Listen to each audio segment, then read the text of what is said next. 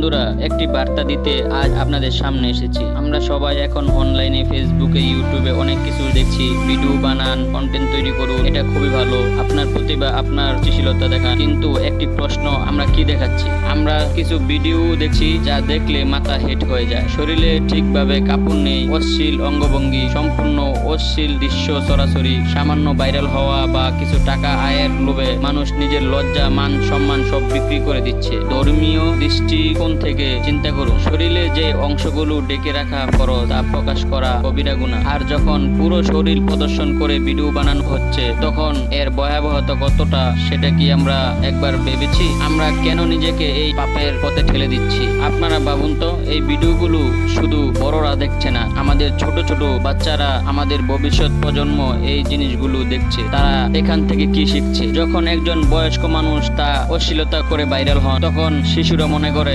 এটাই বোধহয় স্বাভাবিক, এভাবেই ভাইরাল হতে হয়। সমাজে এভাবে নোংরামি, অসামাজিকতা আর অনৈতিকতার প্রসার ঘটছে। এটা শুধু আপনার একার ক্ষতি নয়, পুরো সমাজের জন্য এটি বিষাক্ত বার্তা। ভিডিও অবশ্যই করুন, ফানি কন্টেন্ট বানান, শিক্ষামূলক কিছু দেখান, ভালো উপদেশ দিন, কিন্তু অন্তত নিজের কাপড়টা, নিজের শরীরটা ঠিক রাখুন। সুন্দরভাবে কন্টেন্ট তৈরি করুন। ভাইরাল হওয়ার জন্য এগুলা করা হচ্ছে। আসুন আমরা সবাই মিলে একটি প্রতিজ্ঞা করি, একটি বার্তা দেই। নিজের সম্মান রক্ষা করুন, সমাজকে সম্মান দিন, অসহায় মানুষের পাশে দাঁড়াই, সচেতন হও, অন্যকেও সচেতন করো।